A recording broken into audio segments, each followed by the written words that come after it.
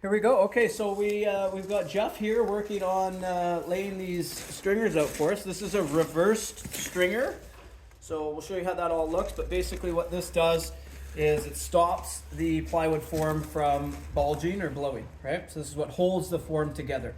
It's a quick, simple way versus pitting blocks on each rise or each rake cut.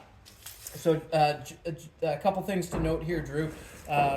You can zoom in. We basically, when we're doing this, we have to mark the stairs out how we would any other. So we're gonna do this cut, right? And this plumb cut, right? First, and then we've just cross-referenced our 1-inch rake cut back. Okay, so that's number one. You always are gonna, with how we're laying this out with a standard speed square. We mark it out square, and then we come back and we reference our rake cut, and that is the line that we will cut, is our rake cut. Another thing to point out, so the way you work this out is this is going to be our first step.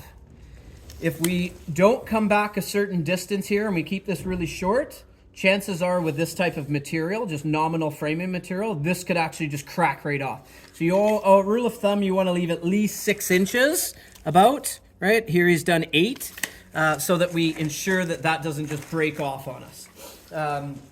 So again, as we're laying this out, we're basically just starting at the bottom. Jeff already knows how many he needs, so we're just going up and we're counting these. Usually what we do is we label these. So we go 1, 2, 3, 4, 5, 6, 7, 8, 9, and 10. Okay? If 10 is our top step, then all we're going to do is we're just going to take this line through, right? And we cut that line right through. And that'll be our top step. Okay?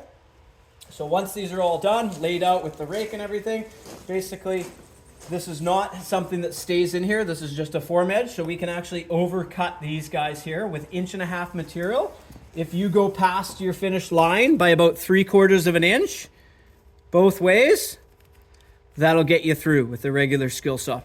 Other way to do it if you want to be super precise is cut to this point, and then finish it off with a jigsaw or a handsaw, whatever you got.